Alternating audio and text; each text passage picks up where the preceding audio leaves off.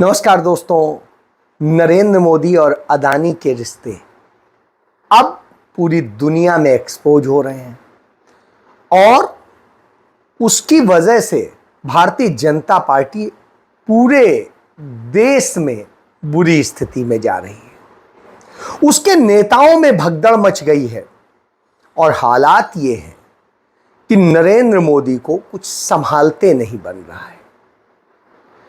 राहुल गांधी बार बार अडानी अंबानी वाले मसले पर नरेंद्र मोदी को घेर लेते हैं और उसके सबूत लगातार सामने आ जाते हैं।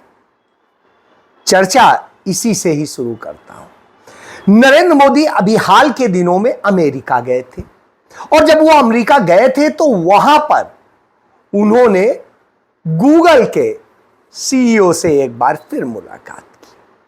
नतीजा यह हुआ कि गूगल और अडानी का समझौता हो गया क्लीन एनर्जी के नाम पर और उसके नाम पे समझौता हो गया, कोलैबोरेशन की घोषणा आज हो गई। राहुल गांधी ने यही बात संसद में बताई थी। इनका हिंदुस्तान के प्रधानमंत्री के साथ क्या रिश्ता है और कैसा रिश्ता है, देश जानना चाहता है। तो देश जानना चाहता है। ये देखिए रिश्ता, ये देख लीजिए। प्लीज पोस्टर माननीय सदस्य, पब्लिक में सर, माननीय सदस्य पोस्टर लीजिए। नहीं, प्लीज पोस्टर नहीं। पोस्टर नहीं है सर। देखिए आप पोस्ट बैठिए, एक मिनट बैठिए। आप पोस्टरबाजी करेंगे तो इधर नहीं, सर। कहेंगे राजस्थान के मुख्यमंत्री का पोस्टर चिपकाएंगे। पोस्टरबाजी के लिए सदन नहीं है। आप बात करें, पोस्टरबाजी नहीं। स्पीकर सर, आप वरिष्ठ सदस्य हैं। स्पीकर सर नीचे तो नहीं, स्पीकर सर वो फोटो है सर, वो पोस्टर नहीं है। आप वरिष्ठ सदस्य हैं। प्राइम मिनिस्टर की पोस्टर और फोटो है सर, उसमें नियम में बहुत नहीं है। उनका अच्छा सदन चेहरा ने दिख नियम रहा बनाया है। है। उनके वहां पे उनके पीछे अदानी का लोगो है। अदानी जी के हवाई जहाज में घुस रहे हैं। तो मैंने सोचा कि आज के प्रेसिडेंट्स एड्रेस में मैं थोड़ा जो नरेंद्र मोदी जी का और अदानी जी का रिश्ता है उसके बारे में आपको थोड़ा बता देता हूं। Please Many years ago, when Narendra Modi ji was the Chief Minister of Gujarat, and when most of India's business was asking questions of the Prime Minister, was against the Prime Minister, one man stood shoulder to shoulder with the Prime Minister. He didn't back down. That's commendable. It's not a joke. He was loyal to the Prime Minister. Narendra Modi जब जिस देश में जाते हैं, Australia गए तो Australia में कोल की खदान अडानी को मिल जाती है। इजराइल गए, इजराइल का पूरा ठेका अडानी को मिल जाता है। नरेंद्र मोदी श्रीलंका तो श्रीलंका का ठेका मिल जाता है। नरेंद्र मोदी बांग्लादेश तो बांग्लादेश का ठेका मिल जाता है। नरेंद्र मोदी जिस भी देश जाए, चाहे अरब कंट्रीज जाए या नरेंद्र मोदी अफ्रीकन कंट्री जाए, हर जगह अडानी को तुरंत ठेका मिल जाता है। इसके तमाम सबूत सामने आ चुके हैं और उसी कड़ी में यह नया है और अडानी लगातार कुछ न कुछ नई चीज अधिग्रहित करते जा रहे हैं।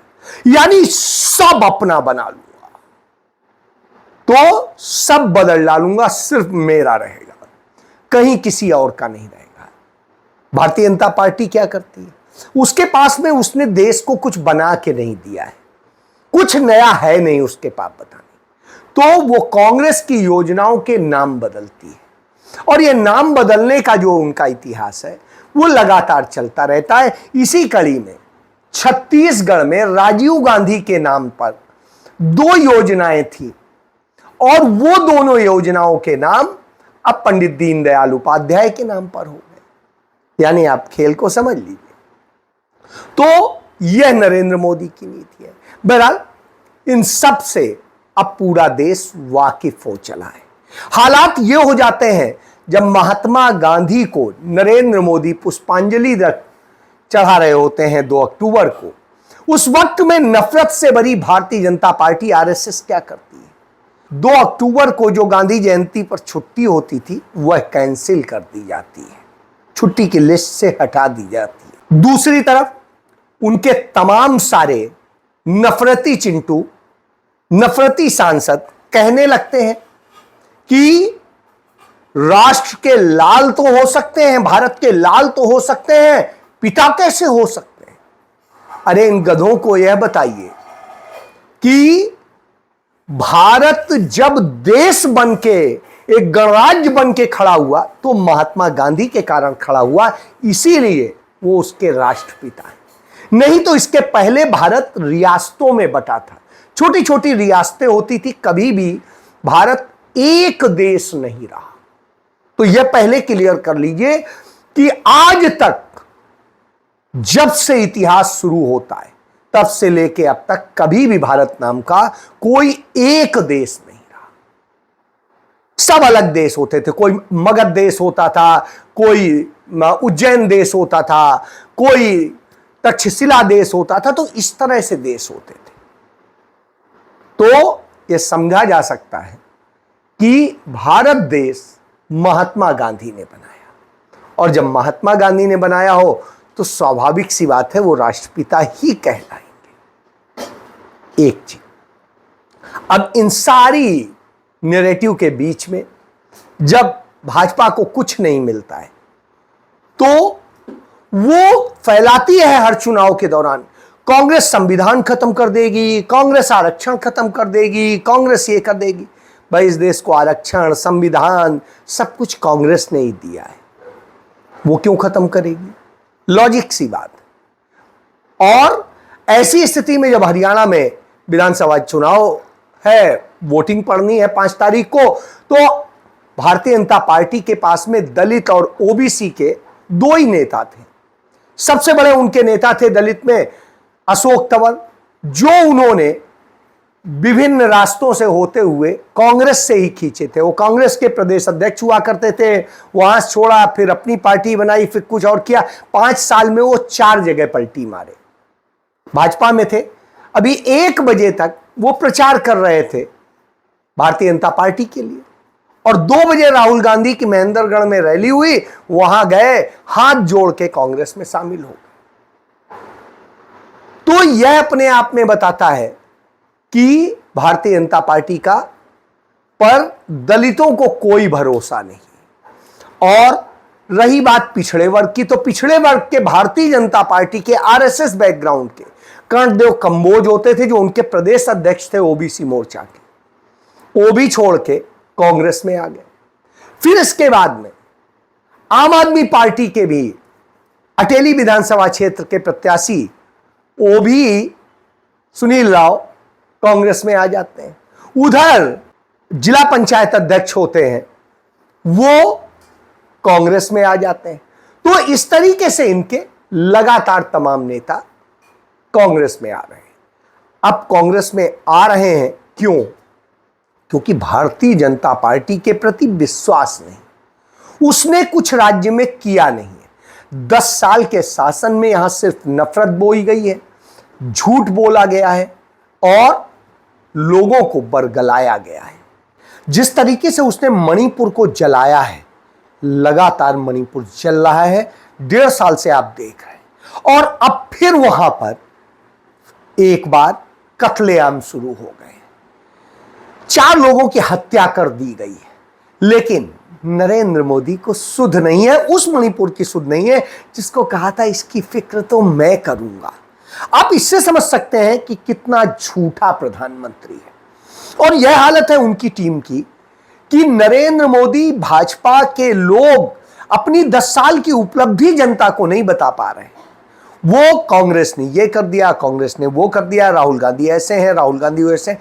राहुल गांधी गोहाना गए, गोहाना में उन्होंने बताया, जलेबी खाई और बताया कि कितनी अच्छी जलेबी, और मैं चाहता हूं कि जलेबी जहां मातूराम जी की फैक्ट्री में बनती है वहां से ये पूरे देश में और देश के बाहर भी जाए।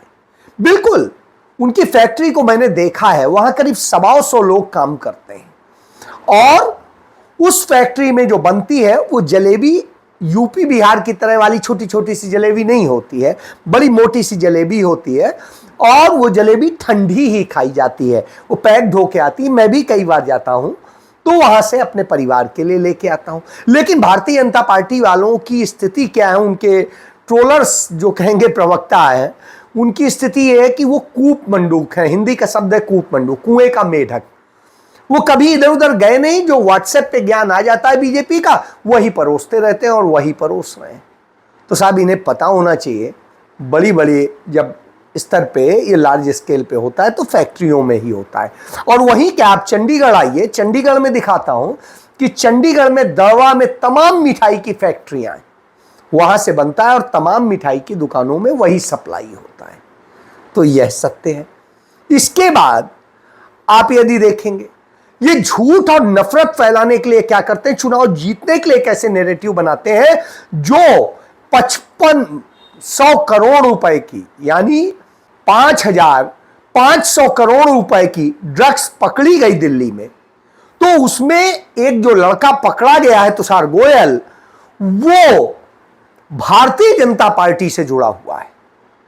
वो 2022 में मार्च में कांग्रेस की दिल्ली की आरटीआई सेल में हुआ करता था और अक्टूबर में उसे निकाल दिया गया उसकी गतिविधियों के कारण। उसके बाद से अक्टूबर 2022 के बाद से वो भारतीय जनता पार्टी के साथ है, उनके तमाम नेताओं के साथ आप देख सकते हैं। लेकिन भाजपा के लोग कितना झूठ बोलते हैं, इनके सांसद झूठ बोलते हैं, प्रवक्ता झूठ बोलते हैं कि वो कांग्रेस का बता रहे हैं, जबकि कांग्रेस ने निकाल दिया था उसकी गंध के कारण और उसे आपने रखा, वो ये धंधा चलाता है। तो यह इस बात का सबूत है कि भारतीय जनता पार्टी सिर्फ नफरत झूठ की दुकान चलाती है और वो इस देश का सिर्फ बेड़ा गर्क कर सकती है, राज्यों को बर्बाद कर सकती है, लोगों का भविष्य बर्बाद कर सकती है और कुछ नहीं कर सकती है। इस बात से लोग तंग हैं। तो अब पैसे से वोट खरीदने का खेल चल रहा है। पैसे से जब वोट खरीदने का खेल चल रहा हो, घर घर में लड़ाने का खेल चल रहा हो, तो ऐसी स्थिति में लोग तंग आ जाते हैं, क्योंकि महंगाई चरम पर है, बेरोजगारी चरम पर है और शिक्षा बर्बाद हो गई है। खेल में बच्चे जाते थे, खेल को बर्बाद कर दिया। लड़कियां यौन शोषण का शिकार हो रही हैं। जो युवा आर्मी में जाते थे वो अग्निवीर बना दिए गए। तो करें क्या? तो ऐसी भारतीय जनता पार्टी के साथ रहने से अच्छा है लोग कांग्रेस में आएंगे। और यही वजह है कि अब लोगों का यकीन राहुल गांधी पर है और उस यकीन के कारण लोग कांग्रेस में आ रहे हैं, ना कि भाजपा में। तो भाजपा की स्थिति यह है कि झूठ बोलने का एक बड़ा नमूना, जो 9.5 साल इनके मुख्यमंत्री रहे और इस समय भी केंद्र सरकार में मंत्री है मनोहर लाल खट्टर, उनके गांव में हालत यह है कि उनके अपने गांव के लोग भारतीय जनता पार्टी का विरोध कर रहे हैं और कांग्रेस पार्टी को वोट देने की बात कह रहे हैं। यही तो डर है और इसी डर के कारण मनोहर लाल हो या पूरी भारतीय जनता पार्टी, उसकी हालत खराब है। नरेंद्र मोदी ने पूरी ताकत लगा ली। उन्होंने आधा दर्जन रैलियां भी कर डाली और बहुत कुछ किया, झूठ बोला, बावजूद इसके बात बनती नहीं दिख रही। अमित शाह से लेकर सब ने पूरे डोरे डाल लिए। राजनाथ सिंह, उत्तर प्रदेश का जो मुख्यमंत्री है अजय सिंह बिष्ट, योगी आदित्यनाथ, वो सारे लोग आ गए, लेकिन भाजपा की दाल गलती नहीं दिख रही है। हर कोई कह रहा है इन बेटियों के साथ अन्याय किसने किया है? भारतीय जनता पार्टी ने। जो इस राज्य को बेचा गया है, अदानी अंबानी जैसे लोगों के हाथ में पूरा दे दिया गया है, किसानी को बर्बाद किया गया है, वो किसने किया है? भारतीय जनता पार्टी ने, नरेंद्र मोदी ने। तो सारी नाराजगी लोगों की नरेंद्र मोदी और मनोहर लाल खट्टर से है।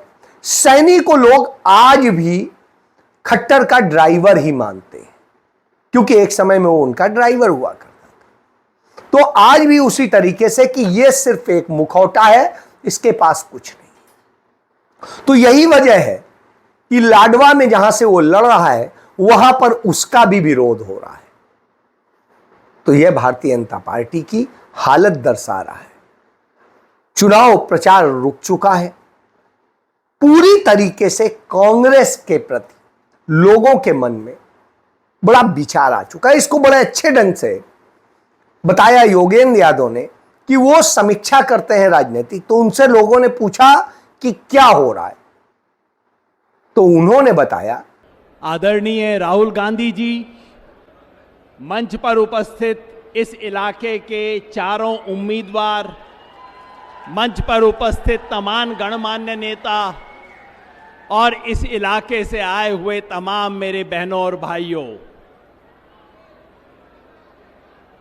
मैं कांग्रेस पार्टी से नहीं हूं। यहां के साथी बताएंगे हमने कई बार कांग्रेस का विरोध भी किया है, लेकिन आज मैं कांग्रेस का वोट मांगने के लिए क्यों आया हूं आपके बीच? इसलिए कि आज इस देश में और हरियाणा प्रदेश में झूठ की सरकार है, लूट की सरकार है और फूट की सरकार है। इस सरकार को उखाड़ फेंकने के लिए, निवेदन करने के लिए आपके यहां का बच्चा के सामने हाथ जोड़ के खड़ा हूं। राहुल जी, ये जो तीनों समस्याएं हैं उसका बहुत बड़ा शिकार है ये दक्षिण हरियाणा। फूट सबसे खतरनाक, झूठ और लूट का तो फिर भी मुकाबला हो जाता है, लेकिन जो भाई भाई को लड़ाए उसका कोई मुकाबला नहीं है। हरियाणा में इन्होंने सिर्फ हिंदू मुसलमान का खेल नहीं खेला, 35-1 का खेल खेला है। और सच्चाई ये है, जैसे हरियाणा में जाट समाज के खिलाफ सब लोगों को भड़काती है बीजेपी, ठीक उसी तरह उत्तर प्रदेश और बिहार में यादवों के खिलाफ भड़काने का काम बीजेपी करती है। ये बात गांव-गांव तक पहुंचाना आप। भाई, ये किसी के सच्चे नहीं हैं, ये सिर्फ कुर्सी के सच्चे हैं। मैं एक जमाने में चुनाव की भविष्यवाणी किया करता था। लोग मेरे से पूछते थे, इसलिए आज भी पूछते हैं, योगेंद्र जी बताओ इस चुनाव में क्या होगा? मैंने कहा जी, इस चुनाव में 3 संभावनाएं हैं। पहली संभावना तो यह है कि पूरे हरियाणा में कांग्रेस की हवा चलेगी और उसको बहुमत आएगा। यह सही है या नहीं? फिर बोला कि भाई दूसरी संभावना क्या है? मैंने कहा दूसरी संभावना यह है कि हवा नहीं, कांग्रेस की आंधी चलेगी हरियाणा में। यह सही है कि नहीं है? फिर मेरे से बोले, भाई ये दोनों के अलावा तीसरी संभावना कौन सी बच गई है? मैंने कहा तीसरी संभावना यह है कि सुनामी चलेगी यहां पे कांग्रेस की। अब आप बता दो, हवा चलेगी, आंधी के सुनामी? सुनामी चलेगी। तो उन्होंने कहा कि कांग्रेस की सुनामी आ रही। तो बस यही आज स्थिति है, कांग्रेस की सुनामी आ रही है। इसीलिए भारतीय जनता पार्टी के नेता घबराए हुए हैं और वो कांग्रेस के चरणों में मत्था टेकने को मजबूर हो गए हैं। यह है सबसे बड़ा सत्य। जय